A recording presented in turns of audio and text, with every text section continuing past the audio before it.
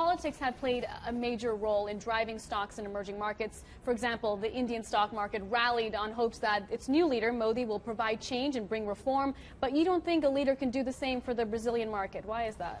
Well, let me recap what happened. We went into the election weekend in Brazil with Dilma Rousseff as a probable favorite, but a very high conviction that Marina Silva was going to be second.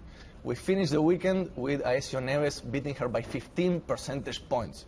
So it's very difficult to predict political outcomes and political results. We don't think it's the best way of determining a long-term investment strategy. In particular, in a country like Brazil, it's a big country, it's structurally complex, so whoever wins this election is going to end up with a relatively challenging situation that is not going to be solved overnight. So our perception was that the market reaction of yesterday was that of a big surprise. It was a big surprise for anybody, but it's not something that is a very sustainable, long-term fundamental change. And what are the big challenges, therefore, facing Brazil? Well, for example, we just had a drop in the commodity prices. Iron ore is down 50–60%. Soybean prices are down 30%. You know, Brazil remains a very important commodity exporter that depends on those terms of trade. So the reduction in the price that they are getting for their commodities is definitely going to affect a country that was already not growing as fast as it should have grown, considering the favorable economic terms they were having. And those declining commodity prices, though, surely that affects lots of Latin American economies equally. So whereabouts are you positioned? Absolutely. What we think is a change in environment. So you want to be positioned in countries that are nimble enough to react to this changing environment.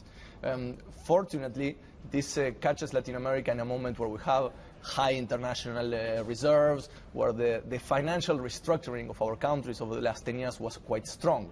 So countries are well coped to react to this, and it also comes with certain factors like depreciating local currencies.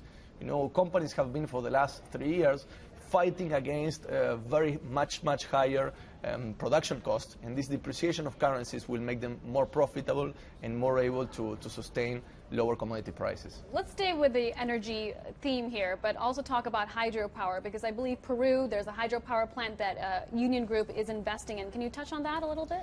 Yeah, sure. As we are preparing for a cycle that we still believe of higher commodity prices in the future, although we think it's 2 to 3 years down from now, we need to address both as a country and as investment opportunities, infrastructure investments. You know, we are not going to be able to take advantage of these higher prices if we don't address the infrastructure requirements. Power generation is a necessity for any mining, oil, or big agriculture operation. So we are investing in areas where we see a big lack of capital, high returns, and interesting investment opportunities.